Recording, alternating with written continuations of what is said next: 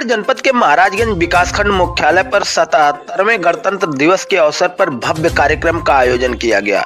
इस मौके पर ब्लॉक प्रमुख प्रतिनिधि पारसनाथ यादव ने विकासखंड परिसर में ध्वजारोहण कर तिरंगे को सलामी दी।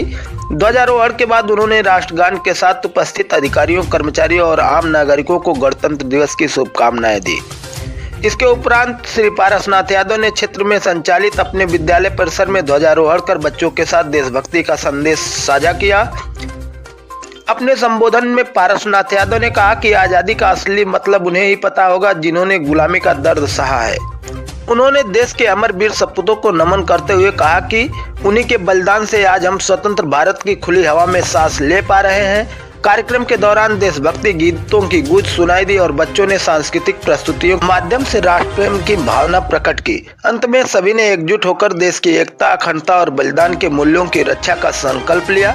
आइए देखते हैं क्या कुछ कह रहे हैं मीडिया से रूबरू होते हुए दिवस के अवसर पर आज आप अपने ग्राम पंचायत के एक विद्यालय पर उपस्थित हैं। आपको कैसी अनुभूति हो रही है और आप क्षेत्रवासियों को क्या संदेश देना चाहेंगे? आज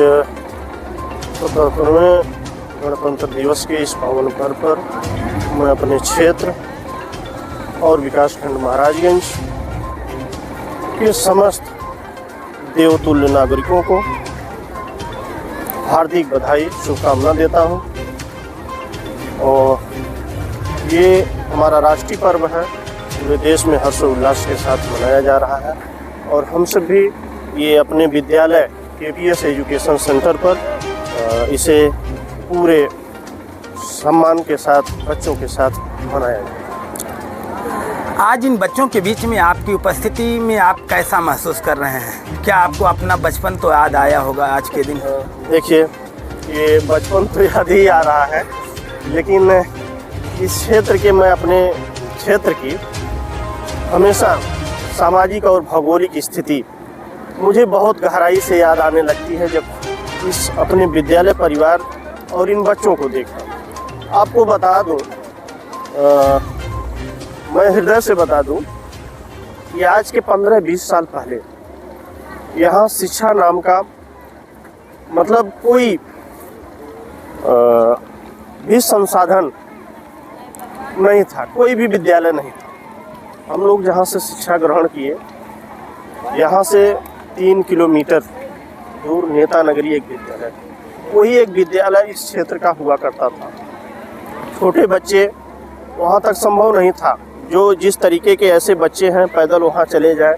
उस समय न गाड़ी की व्यवस्था थी, न कोई संसाधन।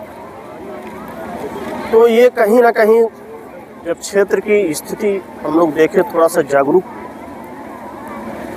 तो ये पीड़ा सताने लगी कि हम लोग कैसे क्षेत्र में जन्म ले लिए जहाँ शिक्षा एक अभिशाप की तरीके से है। हम लोगों को शिक्षा नहीं मिल पा रही और हम लोग समाज में कैसे खड़े हो पाएंगे, कैसे समाज का नेतृत्व करेंगे। जब कुछ और स्थितियां बनी तो ये दिल में आया, कुछ कर न सकें भले, लेकिन एक ऐसा समाज के लिए काम किया जाएगा, समाज के लिए शिक्षा का एक दीप जलाने का काम जीवन में जरूर करें। ये मेरे बचपन में जब इस तरीके की ठेस पहुंचने लगी समाज में, तो ये प्रेरणा है और अंदर से जो है कहीं ना कहीं ईश्वर की कृपा रही और ये चीज़ें स्टार्ट हुई। और आपके सामने ये बच्चे देखिए किस तरीके से सुसज्जित ड्रेस में यहाँ है और इस क्षेत्र का कहीं ना कहीं शिक्षा देने का ये विद्यालय और इन बच्चों को आगे बढ़ाने का।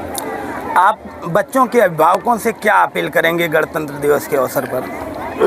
मैं गणतंत्र दिवस पर उनको ढेर हार्दिक शुभकामना, बधाई देते हुए ये अपील करेंगे, ये बच्चे क्योंकि भविष्य के कर्णधार हैं, इन्हीं बच्चों से खुद अभिभावक की परिवार और समाज का नेतृत्व हो। जब परिवार के बच्चे शिक्षित होकर के समाज में आगे बढ़ेंगे तो निश्चित तौर से परिवार का भी नाम करेंगे और समाज का नाम करेंगे और देश का नाम करेंगे। जब एक परिवार शिक्षित होती है तो एक परिवार ही सीमित नहीं रहती है, वो पूरे समाज का नेतृत्व करती है और देश का नाम रोशन करती है। और देश तभी मजबूत हो सकता है जब हमारे देश का एक एक व्यक्ति शिक्षित हो, स्वस्थ हो, तभी हमारा देश निश्चित तौर से स्वस्थ और मजबूत हो सकता है। शिक्षा ही हमारे समाज की सबसे बड़ी नींव है। हमारे ही समाज नहीं, पूरे विश्व शिक्षा के ही पायदान पर, शिक्षा की ही सीढ़ियों पर चढ़ करके हम समाज के सारे स्थान को छू सकते हैं, सारी ऊंचाइयों तक पहुंच रहे हैं। शिक्षा ही एक ऐसा संसाधन है जहां आज हमारे विश्व के लोग तो जा रहे हैं, हमारे देश के लोग मंगल ग्रह तक पहुंचने का काम कर रहे हैं। उसका देन मात्र ही मात्र शिक्षा। Thank you.